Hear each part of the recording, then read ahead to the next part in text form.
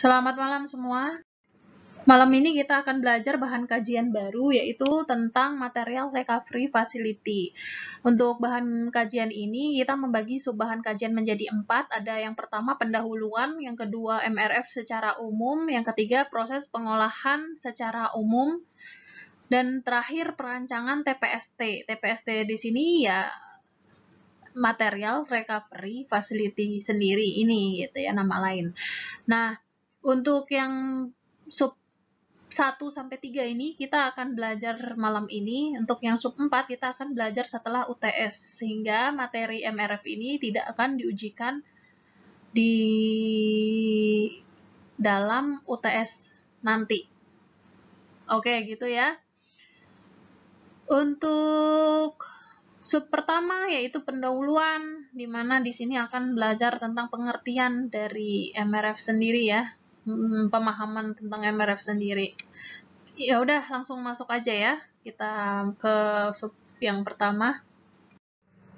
Nah, jadi sebenarnya apa sih MRF itu?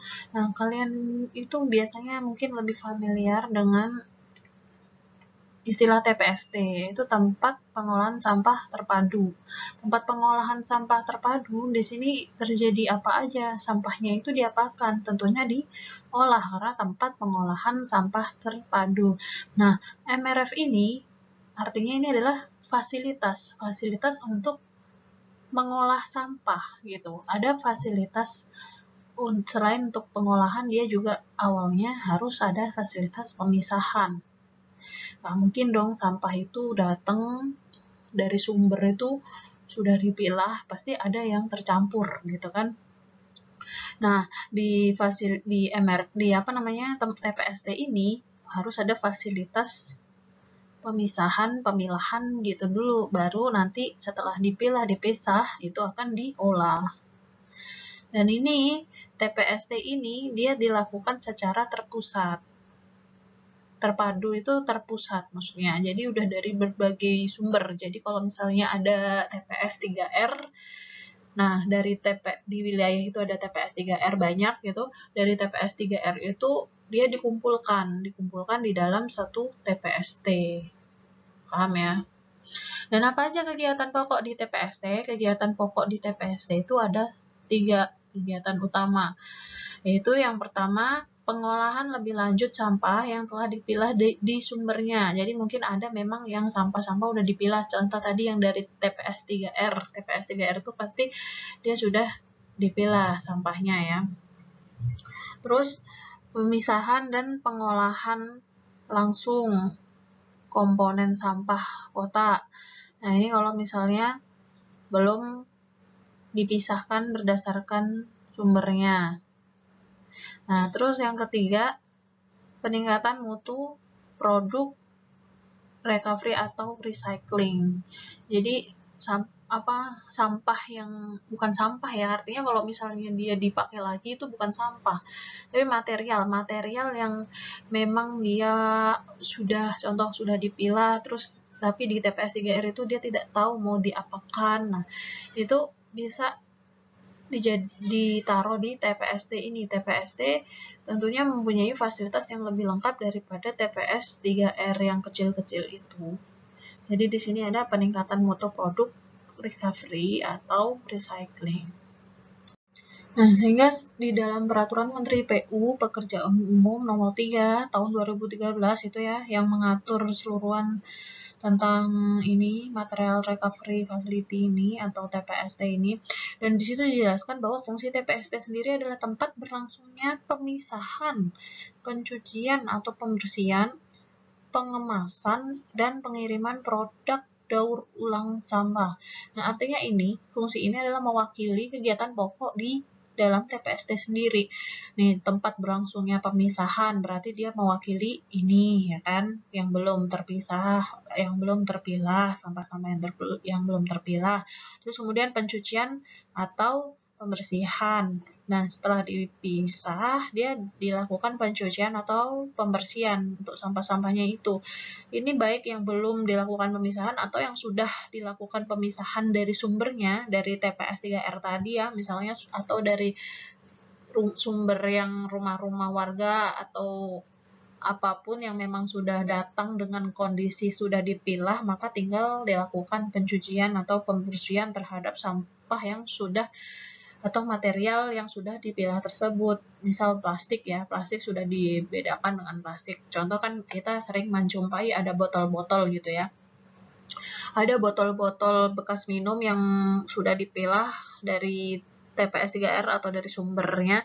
Nah, itu kan dalam keadaan kotor, masih ada sisa minuman. Nah, itu biasanya dilakukan pencucian atau pembersihannya di lokasi TPST ini. Nah, nanti kalau misalnya sudah dibersihkan di lokasi TPS 3R gitu gimana, Bu? Ya, lebih bagus gitu ya, lebih bagus. Artinya TPS 3R-nya berfungsi dengan optimal gitu. Nah, dikhawatirkan kenapa kok tidak itu tuh biasanya dilakukan di TPST, bukan dilakukan di TPS 3R, karena TPS 3R sendiri itu ada tempatnya itu lebih kecil, luas ya, kapasitas penampungannya itu lebih kecil, kapasitas pemrosesannya di dalam itu lebih kecil, karena TPS 3R itu biasanya skalanya memang melayani satu RT gitu ya misalnya. Nah, sehingga untuk mengantisipasi adanya sampah yang menumpuk atau material yang menumpuk, maka untuk kegiatan pencucian, pemisahan itu dilakukan di TPST. Nah, lalu ini setelah dibersihkan, dikemas, dan dilakukan pengiriman produk daur ulang sampah. Nah, kalau misalnya di TPST itu sudah ada fasilitas untuk pengolahannya, ya maka dilakukan pengolahan di dalamnya. Tapi kalau misalnya tidak ada fasilitas pengolahan, ya biasanya dia dijual belikan gitu sama pengepul yang melakukan pengolahan sampah. Kan banyak tuh pengepul yang kayak contohnya dia membuat serbuk plastik gitu ya. Jadi dari botol-botol itu dibikin kecil-kecil, nanti dijadikan material-material baru gitu. Tapi kalau di TPST-nya sudah ada fasilitas pengolahannya yang untuk sampah-sampah plastik, ya itu lebih bagus. Tapi biasanya untuk di Indonesia itu fasilitas pengolahan itu biasanya untuk sampah organik aja gitu. Tapi kalau untuk yang plastik, logam, kaca itu masih jarang. Biasanya dikumpulkan ke pengepul. Nah, fasilitas yang harus ada di TPST itu apa aja sih? Gitu ya. Fasilitas yang pertama yaitu fasilitas pre-processing. Artinya ini fasilitas pra-proses, sebelum proses. Nah, ini sampah baru masuk di lokasi TPST ya. Nah, sampah baru mau masuk dan mau dipisah dulu nih. Tapi sebelum dipisah ini adalah tahap awal pemisahan itu. Nah, di tahap awal pemisahan ini harus diapakan sampah itu? Harus ditimbang dulu. Karena kalau kita mau memisahkan, kita kan mau mencari persentase komposisi dari sampah itu. Misal plastik berapa persen, terus sampah basah yang kayak sisa organik itu berapa persen gitu ya, besi berapa persen. Nah, itu kita harus tahu nih sampah total dulu yang masuk, baru kita bisa mempersentasekannya, benar kan? Nah, sehingga di sini untuk fasilitas praproses dia harus dilakukan penimbangan sampah secara total. Sampah secara total ini tujuannya untuk mengetahui jumlah sampah yang masuk, sehingga kita bisa nanti mempersentasekan berapa komposisi sampahnya waktu kita sudah memilah gitu kan.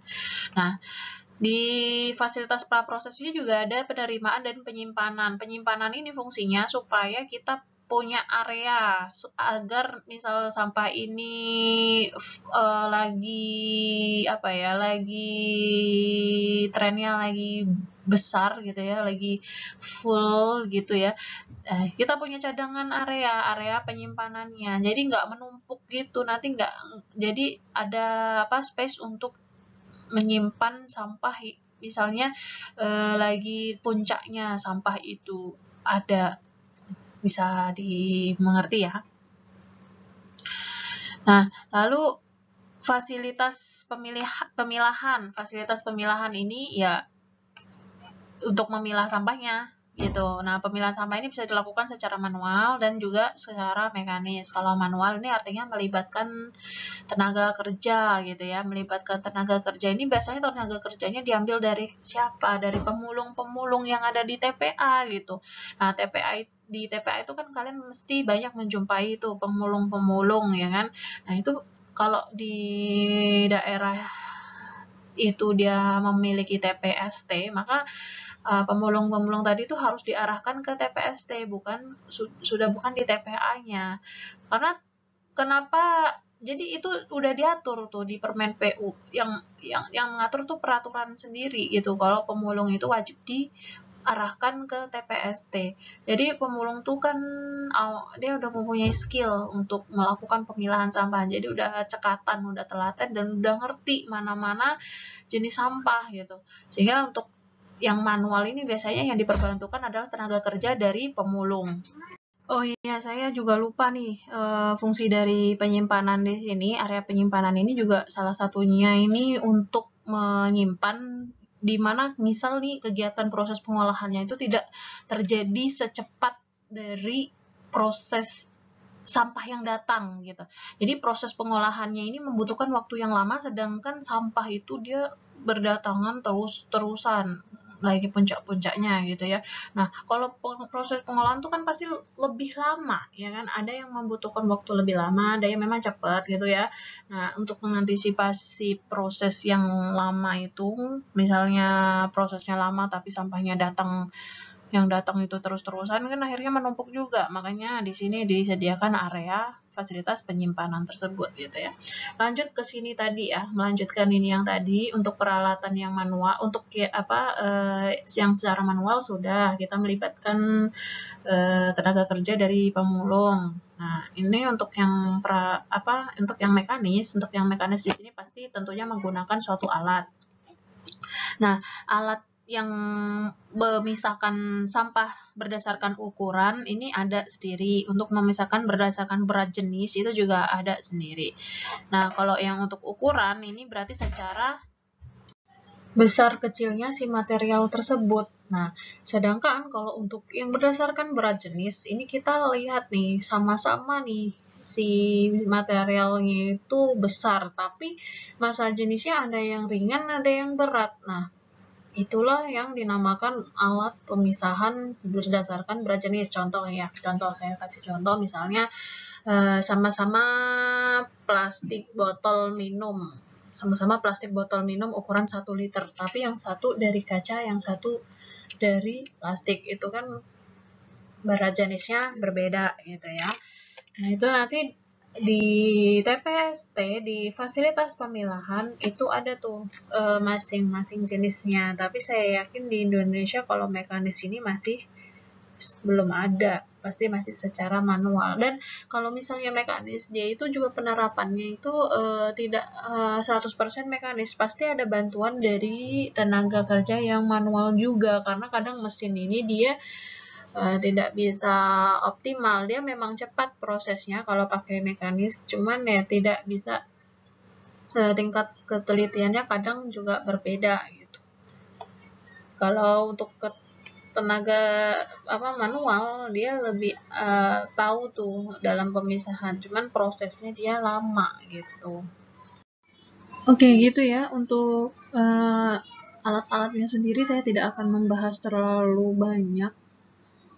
Cuman yang perlu digarisbawahi kalau dari berdasarkan ukuran dari tipe-tipe alat ini ya, ini kan intinya ini adalah saringan ya, saringan tuh artinya dia memiliki pori-pori.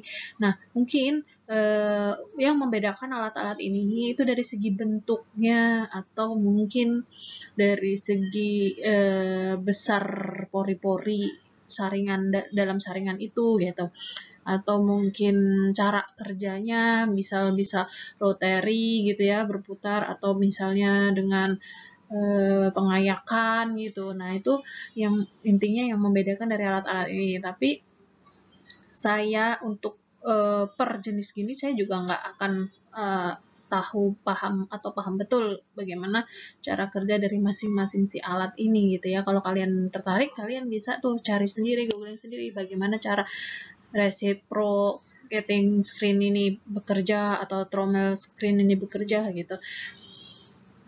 Intinya itu ya kalau untuk yang berdasarkan ukuran. Sekarang kalau berdasarkan berat jenis ini kalau air kan berarti air classifier, berarti udara, dia ada udara ini kalau dengan berat jenis atau massa jenis gitu ya.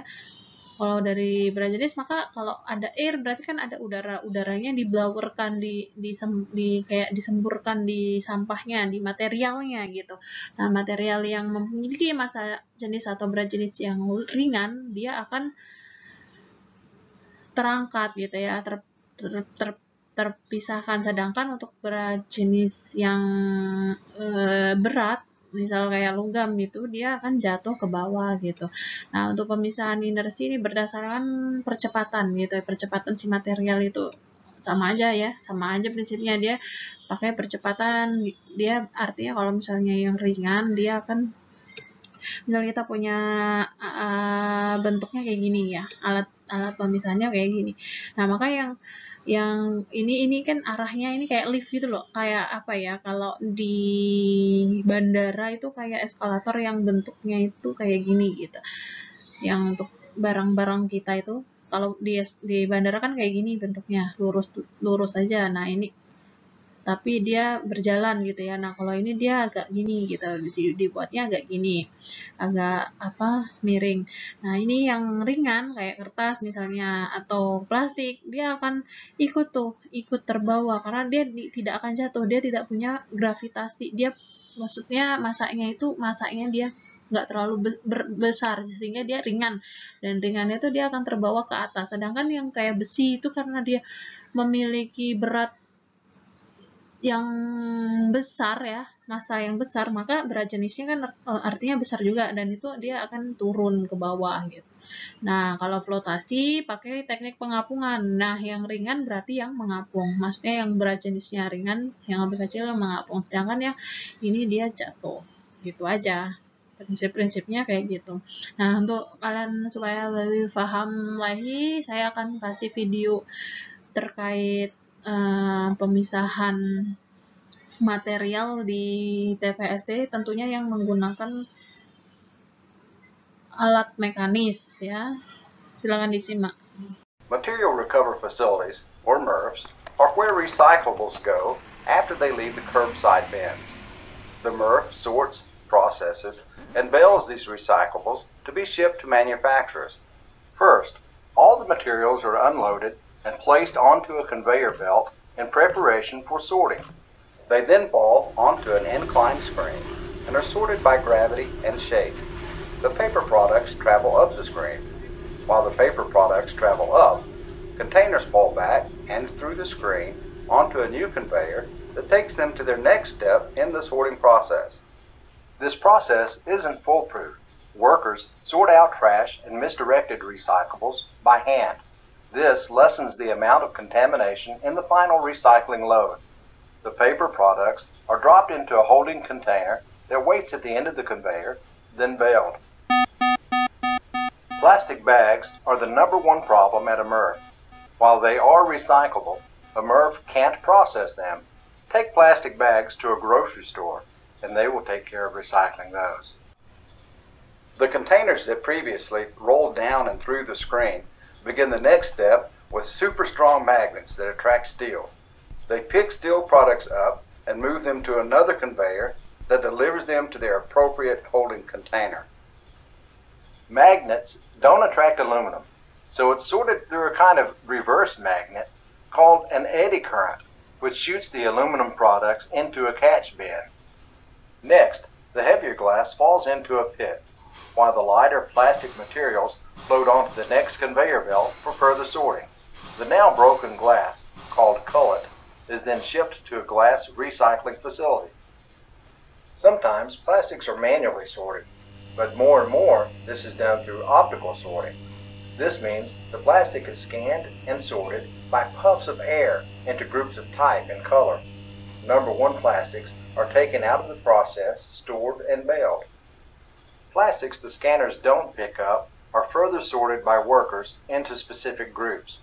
Plastics not removed during this process fall off the end of the conveyor into a pit to be shipped to plastic manufacturers. After all the materials have been sorted and processed, except for the glass, they are baled and can weigh anywhere from 1,000 to 1,500 pounds. Manufacturers buy these bales and create new products of that recycled material. Find out more at recyclemorenc.org.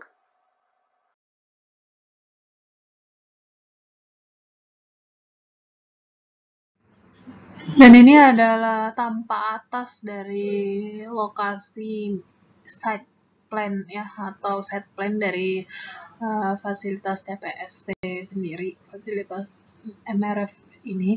Nah, dari pertama tadi dijelaskan bahwa sampah yang datang ini kalau ini Permen PU ya, ini ada di Permen PU nomor 3 2013. Kalian nanti bisa pelajari sendiri isi permennya. Nah, sampah yang datang ini kan udah, kalau kita bisa lihat dari sini, ini udah kayak diklasifikasikan gitu ya. Ada yang sumbernya dari ini yang warna hijau, ada yang dari warna kuning. Nah, ini kalau yang warna hijau ini lebih ke, kalau mengarah ke sini dia pemilahan secara magnetik. Kalau ini udah jelas kertas. Nah, ini dari, berarti artinya ini sudah terjadi pemilahan di sumber,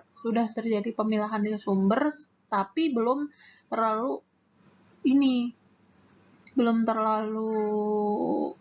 detail pemilahannya, hanya sebatas kertas terus plastik gitu, atau sama satu lagi yang sampah basah ya, sampah yang sayur-sayur itu.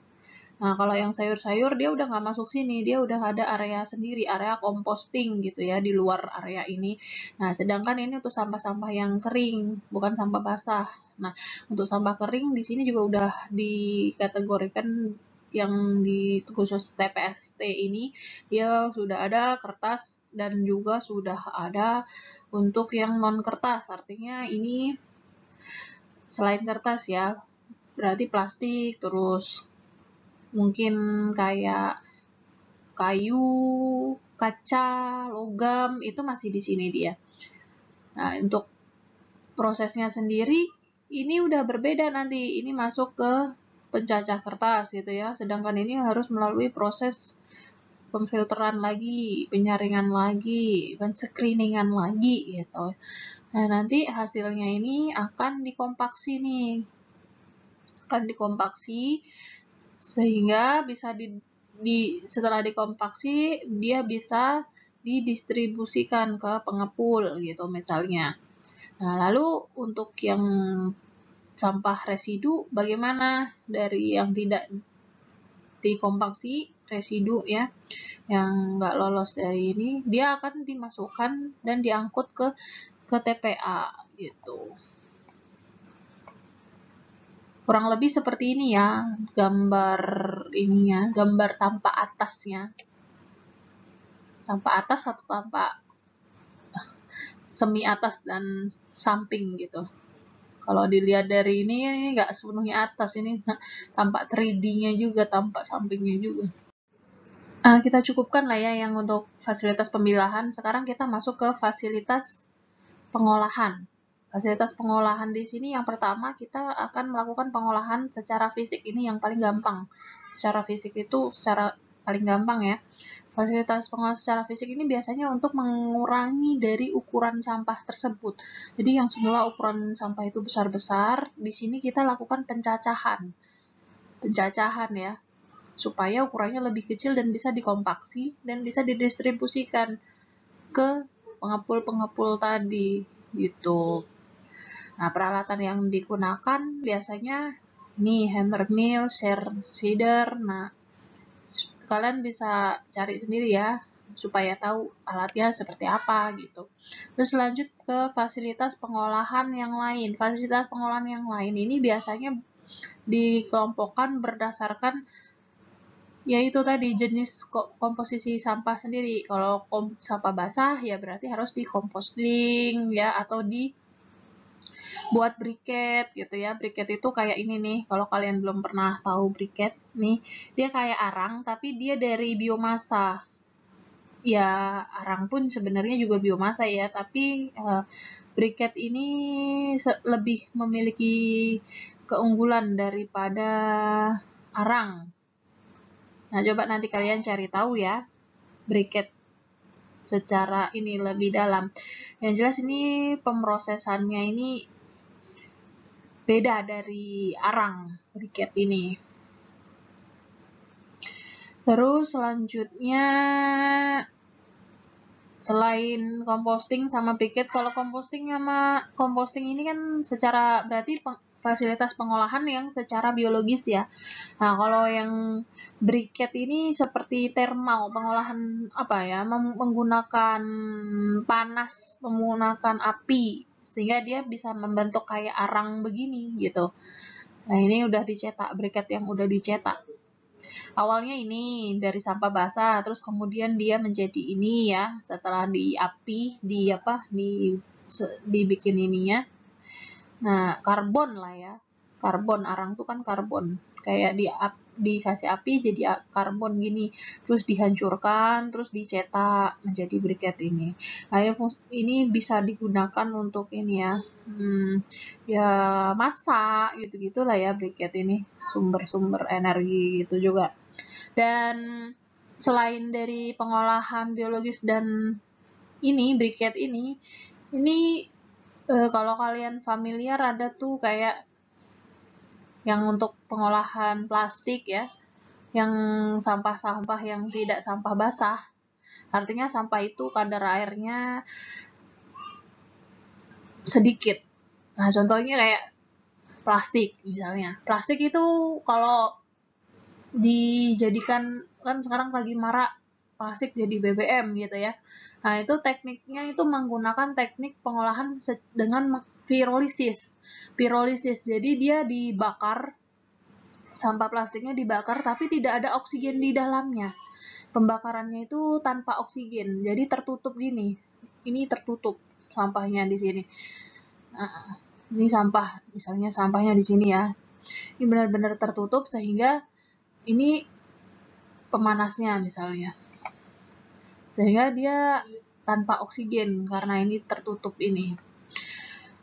Nah, ini hasilnya nanti kayak disuling gitu di dalamnya. Jadi kalau mau gambar kasarnya ya, ini kayak disambungin gitu, ada selang penyalurnya misalnya ya. Tapi ini harus tahan panas ya. Kalau nggak tahan panas dia akan meleleh si bahan materialnya. Nah, ini panjang nih, panjangnya berapa, ada pengkajiannya. Nah, ini kalau mau ini panas ya, panas. Jadi ini harus dikasih kayak semacam air dingin dulu gitu, dilewatkan ke air dingin gitu, supaya panasnya berkurang. Nah, selanjutnya ini akan dipanen si minyak dari sampah tersebut. Tekniknya sederhana. Kalau kalian cari di YouTube banyak. Ini minyaknya udah hasil minyaknya di sini ya, di sini.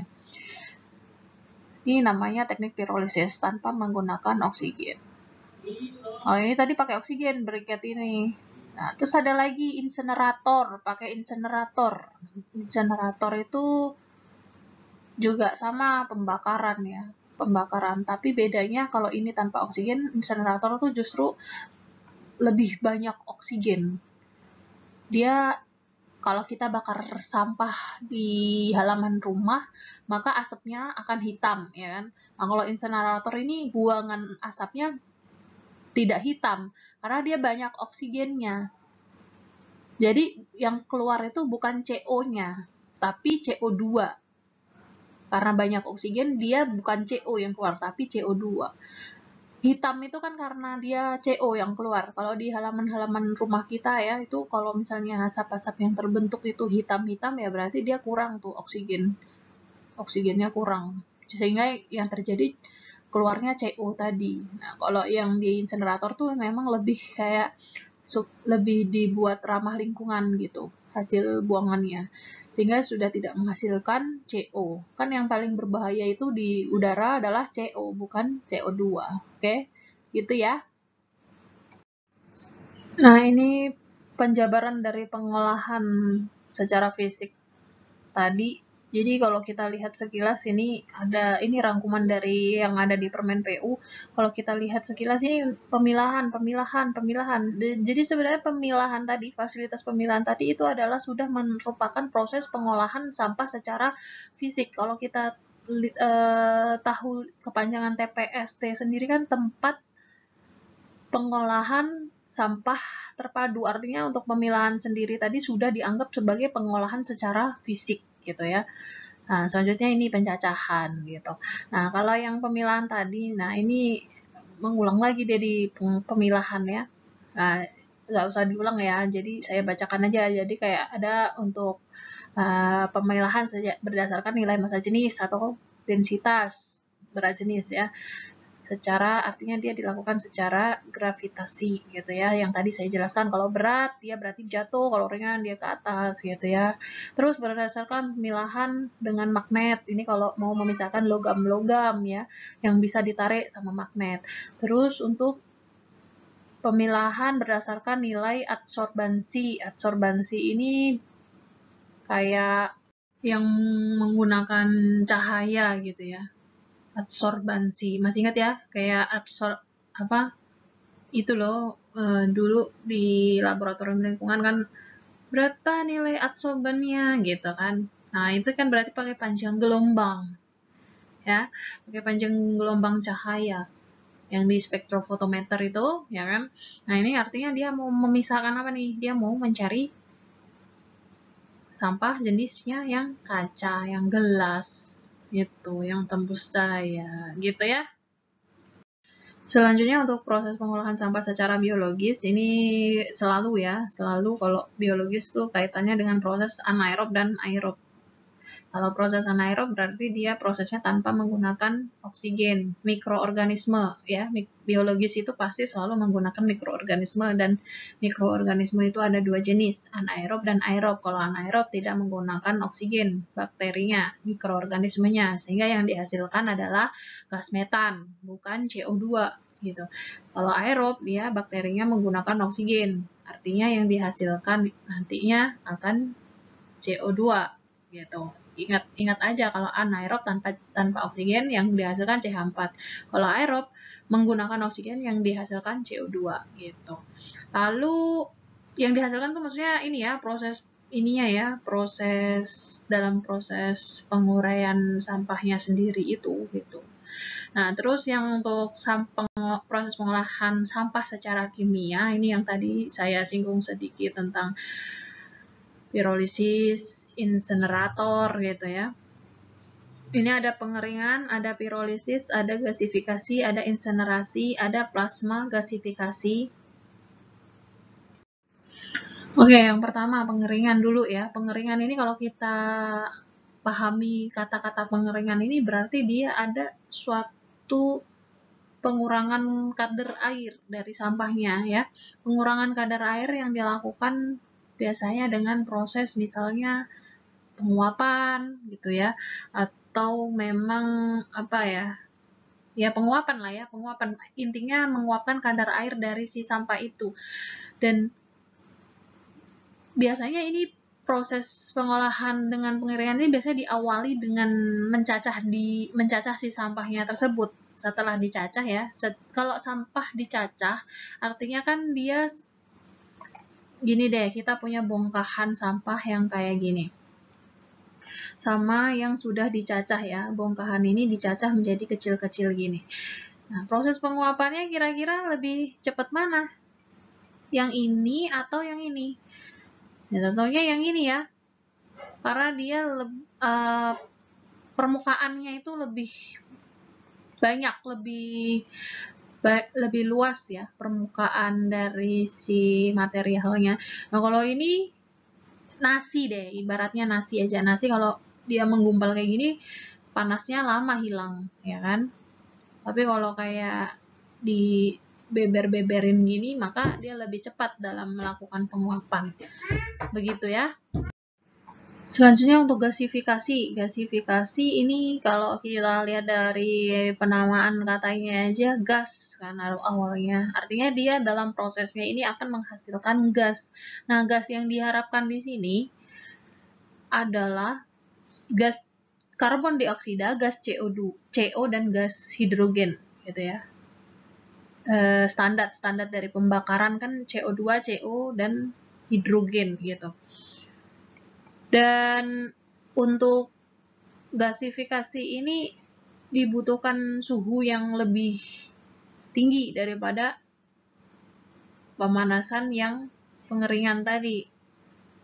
Kalau pengeringan ini dia menghasilkan materialnya itu misalnya jadi mulai kan dilakukan pencacahan ya. Nah, dari material pencacahan tadi misalnya segini ya besar partikel-partikelnya, kalau di pengeringan tuh cuman segini gitu. Tapi kalau di gasifikasi ini karena suhunya lebih tinggi, artinya material ini akan menjadi lebih kecil karena terbakar, misalnya jadi seperti ini gitu. Sudah berubah gitu ya. Nah, kalau insenerasi ini sudah juga saya bahas tadi. Sedangkan kalau plasma gasifikasi ini juga sama seperti gasifikasi, hanya saja dia lebih tinggi ya suhu yang dipakai, dan ini akan menghasilkan ukuran sampah yang lebih kecil lagi, volumenya lebih kecil lagi, mungkin kayak ukurannya kadar abu gitu, kadar debu gitu, segini gitu ya, paham ya yang membedakan. Jadi prinsipnya semua sama nih sebenarnya. Kalau yang kimia ini sebenarnya semuanya ini sama, menggunakan pemanasan menggunakan suhu yang tinggi, hanya saja tingkatannya berbeda. Kalau tadi yang pengeringan ini hanya sebatas kayak menggunakan oven karena suhunya dia cuma 100-an derajat ya. Kalau pirolisis lebih ekstrim, diambil uap tapi yang diambil bukan ininya ya, bukan hasilnya itu bukan gas yang diharapkan, tapi cairan karena dia mau merubah menjadi BBM tadi ya, bahan bakar minyak. Nah, kalau gasifikasi yang diharapkan hasilnya itu dari gasnya itu, dan gasnya itu bisa dimanfaatkan untuk energi gitu ya. Insenerasi berarti yang keluar kadar abu ya. Sampah yang dihasilkan tuh ukurannya abu, dan ini karena menggunakan oksigen maka gasnya yang terbentuk bukan CO. Kalau ini tadi ada CO-nya, kalau ini CO2 ya pasti yang dihasilkan, kalau ini kan tadi ada CO-nya masih. Lalu yang ini juga sama kayak ini, hanya saja dia suhunya lebih tinggi sehingga yang volumenya ini lebih kecil, yang volume sampah terolah gitu ya. Dan ini adalah rangkuman dari proses pengolahan, khususnya untuk pengolahan biologis sama kimia ya, kalau dilihat dari kolomnya ini. Nah, ini yang ada di permen PU tadi ya, harus cek ya nanti ya. Dan dari segi reduksi sampah, ini yang paling baik itu adalah plasma gasifikasi, karena memang dia suhunya paling tinggi ya. Tadi saya bilang suhunya paling tinggi sehingga dia lebih volume sampah yang tersisa lebih sedikit. Kalau lebih sedikit artinya reduksinya besar dong, yang dari sampah awalnya. Nah, itu reduksi sampahnya mencapai 95 sampai 100%. Yang kedua ada insenerasi. Insenerasi ini tadi juga ukurannya abu ya. Ukurannya kecil, sama ukurannya kayak plasma gasifikasi. Yang paling besar ini masih yang anaerob sama yang aerob, reduksi sampahnya.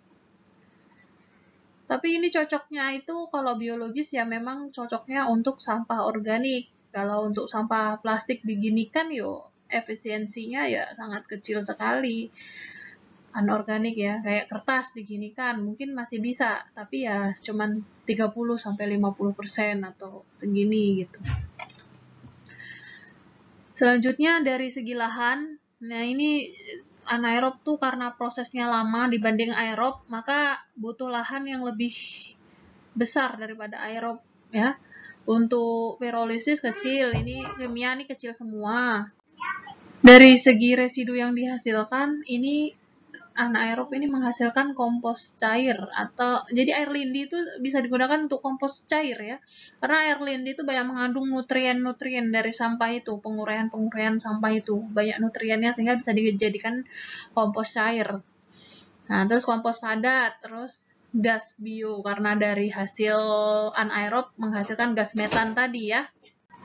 Nah, kalau yang aerob ini sama kecuali gas bionya. Gas bio dia tidak menghasilkan karena dia pakai oksigen, nggak menghasilkan metan ya. Kemudian untuk yang pirolisis, gasifikasi, insenerasi, plasma.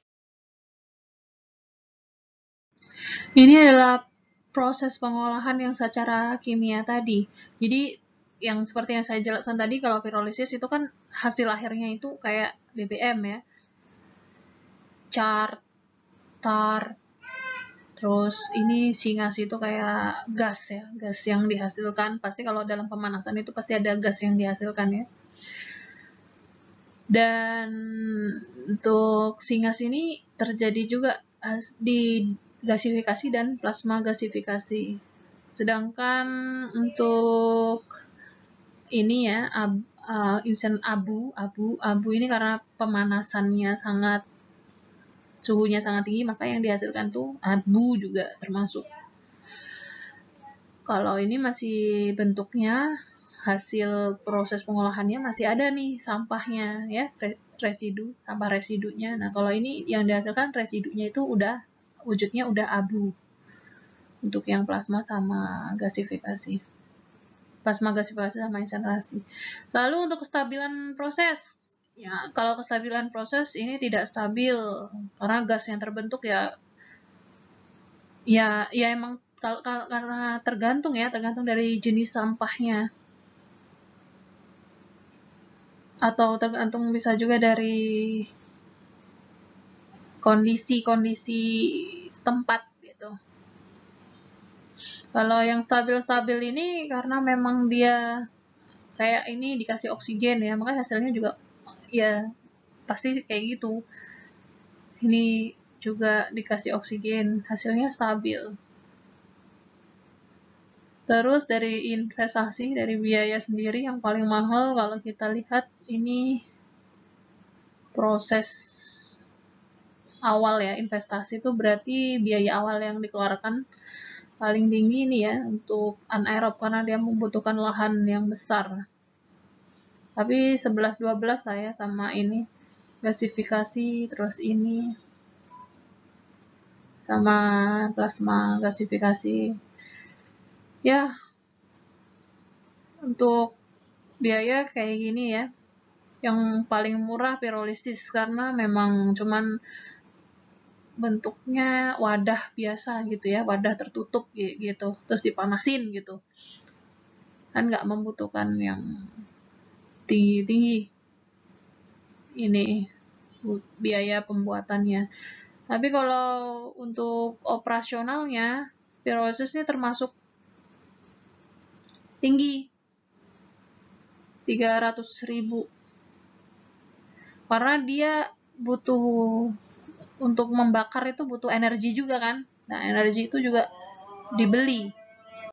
Jadi kalau kita bandingkan antara biologis dengan kimia, ya, untuk operasionalnya, biaya operasional pasti bakal lebih tinggi yang kimia karena dia membutuhkan energi untuk pemanasannya. Sedangkan kalau di biaya investasi ini bisa dikatakan ya rata-rata ya sama ya biaya investasinya. Jadi lebih milih mana nih, biologis atau kimia? Ya tergantung dari sampah yang dihasilkan. Kalau di Indonesia, sampahnya basah dibandingkan sampah luar negeri yang sampahnya itu kering karena junk food ya. Kebanyakan kan mereka makan makanan kemasan gitu. Nah, maka cocoknya kalau di Indonesia ya composting ya, biologis. Tapi kalau yang di luar negeri, Eropa itu karena kering ya cocoknya salah satu dari ini. Mungkin seperti itu. Oke gitu ya. Terima kasih ya kuliah hari ini sampai di sini. Selamat malam semua.